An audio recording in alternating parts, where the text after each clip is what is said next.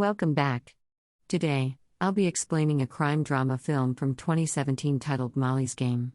Spoilers ahead, watch out. When Molly was 12 years old, she had a surgical procedure following the discovery that her spine was bent out of shape. When she was competing for a position in the Salt Lake Olympics, she got involved in a freak accident, drastically ending her skiing career. 12 years after Molly's accident, she got arrested by the FBI for running an illegal gambling operation. After recovering from the accident, Molly decided she was going to take a year off before law school. She went to Los Angeles and worked as a cocktail waitress at a nightclub, and a second job as an office assistant, and that's how she met Dean, who was a regular at the club. Molly soon began running Dean's poker game. She contacted the players before games with information on the location and the buy-in, which was usually set at $10,000. Molly at first was surprised to meet the rich, famous, and influential people Dean played poker with, and she introduced herself with a confident smile to each of them. When the game ended, Dean shouted that every player should tip Molly before leaving if they wished to get invited the next week. Molly made $3,000 on that night from tips. 2 days after Molly had been arrested, she attempts to persuade Charles, a New York lawyer, to handle her case. Charles's daughter, Stella, who was a big fan of Molly, had played a key role in him accepting. Molly mentioned that all of her money was taken by the government, but she would find a way to come up with his retainer of $250,000, as she's owed 10 times that amount on the street. 6 weeks into organizing poker matches, Molly already had a sense of what it would take for her to be very successful in the business.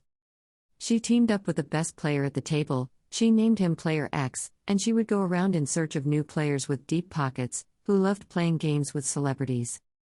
Molly would eventually step out to run her games when Dean fired her following an argument that broke out between the two.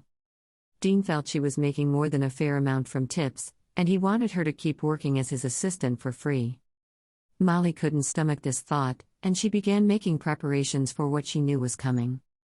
Molly invites the players to the new location and announces that she would be the one hosting the games now. The players went on to play. Later, after one of the game nights, Player X convinced Molly to raise the buy-in stake to $50,000. Molly thought this wasn't going to be sustainable. Player X insisted it would be if she introduces new players with deeper pockets, so she went recruiting again. Brad was one of the recruits, and he was uniquely terrible at the game. Molly also tried helping him out, but turns out Brad knew what he was doing. He was getting new clients. He would drop off his $100,000 at the game, and pick up $4 million at the end of the night for his hedge fund. Another recruit was Harlan. He played poker very well, understanding and controlling most elements of the game. He came in as a recommendation from Player X. Back at Charles's office, Charles and Molly talk, then he asks her if there have been any offers to publish her book. She replied yes, but she passed. He wants to know why? And she said there were creative differences. This has him trying to figure her out, which he promises her he'll do eventually. Charles explains the evidence gathered by the Bureau on her, and how she, although unaware, was the link to various Russian mob activities. They both get into an argument when Molly learns she has to submit her hard drives containing text messages and emails she thought had been long destroyed. He convinces her eventually. During a game night back in LA, Molly had witnessed an exceptional turn of events when Harlan, who was now considered the best player at the table, lost $42,000 to Brad, who had never won. Harlan was enraged, and by dawn, he'd lost $500,000 swinging for a home run on every hand. Soon everyone knew he was bleeding and wanted a piece of the action. He desperately wanted to make it back to even, but never did, and was over $1 million in debt. Although not having the money, he came back with a bank check for what he owed a week later. Molly asks Player X how Harlan got the money, and he tells her he loaned it to him for a stake in his winnings. He also confessed that he'd been staking on Harlan for 2 years. This makes her upset, and they get into an argument. Player X double-crosses Molly the following game night, telling her she wasn't needed anymore. 2 weeks later, she pulls herself together and gets on a plane to New York. Molly would eventually put together one of the biggest and most far-reaching poker games in the world. The buy-in to her poker game on the big nights was $250,000, and in her first year, she had made well over $4 million in income. Douglas Downey was a regular at Molly's game. He'd stay after the game and hang out with Molly while she did the books. Downey was a drunk and talked a lot, most often being very hard to understand. Downey lost $80,000 on a particular game night and couldn't pay. Molly makes a deal to bring in some players from the other poker games he plays at, and she'll offset his debt. The next week, she had some new players, and as advertised, they brought in a lot of funds, played loose, gave action, lost to the regulars, and settled right away. They were the Russians. Turns out Brad's hedge fund was only a Ponzi, reporting false profits to clients. Brad told the FBI he lost over $5 million in Molly's poker game and was a gambling addict because of her. Molly, after confirming a list of players Brad had given during his deposition, paid the government $500,000 to avoid testifying in open court. Molly used a lot of drugs to keep up with a hectic schedule, sometimes keeping her up for days.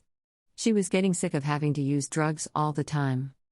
One day, Molly's driver and security, Pat, asked her if she could take a meeting with two hedge fund guys he was trying to score some points with. Molly kindly accepted. Molly deduced they weren't finance guys when she met them. She named one of them John G., and they offered her a partnership that would give her muscles to collect the debts she's owed on the streets. She politely declined, but later at her apartment, she was attacked by a stranger. After being beaten and robbed by the man, Molly stayed in her apartment for 10 days, not coming out. Attacking Molly in her apartment was a tactic used by John G. and his group to intimidate her into partnership with them, but it turned out they had either been arrested or were laying low. Molly put together a week of games, after which she was out. On game night, some of the players had already started the game, and Molly got reports of heavy action. She soon finds out the FBI has carried out a raid on a game, which makes her pack up her things and flee New York.